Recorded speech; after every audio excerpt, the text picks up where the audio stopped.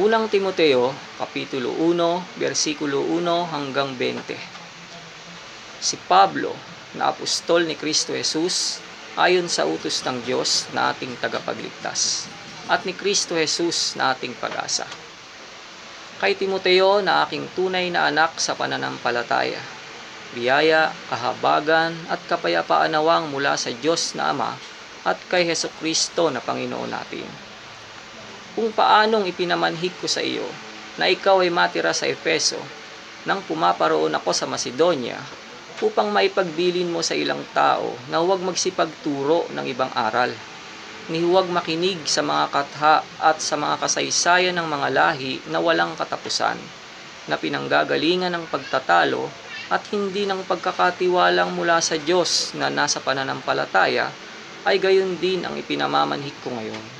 Ngunit ang kinauuwian ng bilin ay ang pag-ibig na nagbubuhat sa malinis na puso at sa mabuting budhi at sa pananampalatayang hindi paimbabaw.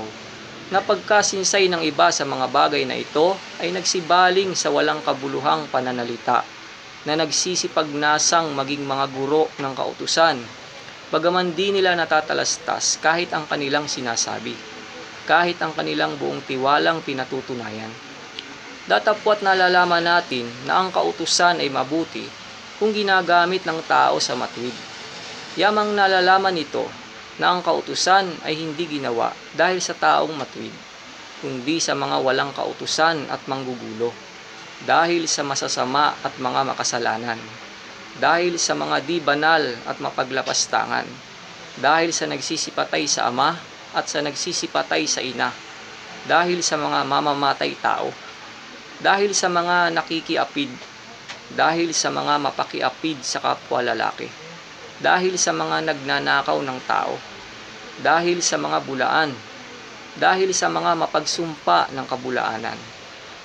At kung meron pang ibang bagay laban sa mabuting aral, ayon sa ebanghelyo ng kaluwalhatian ng mapagpalang Diyos na ipinagkatiwala sa akin.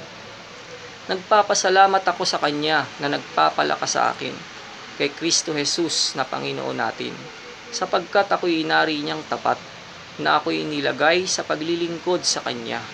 Bagaman ang una, ako'y naging mamumusong at manguusig at mang-aalipusta, gayon may kinahabagan ako, sapagkat yaoy ginawa ko sa di pagkaalam, sa kawalan ng pananampalataya. At totoong sumagana ang biyaya ng ating Panginoon na nasa pananampalataya at pag-ibig na pawang kay Kristo Jesus. Tapat ang pasabi at nararapat tanggapin ng lahat na si Kristo Jesus ay naparito sa sanglibutan upang iligtas ang mga makasalanan, na ako ang pangulo sa mga ito.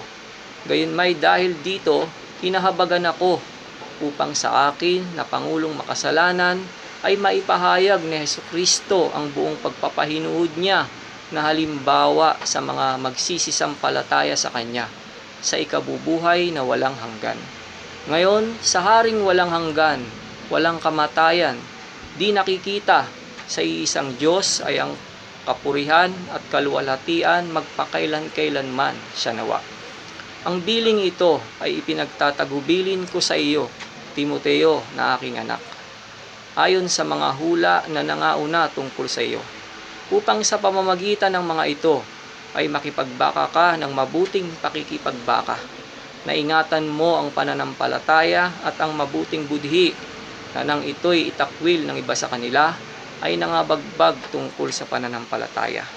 Nasa mga ito'y si Himeneo at si Alejandro, na sila'y aking ibinigay kay Satanas upang sila'y maturuang huwag mamusong.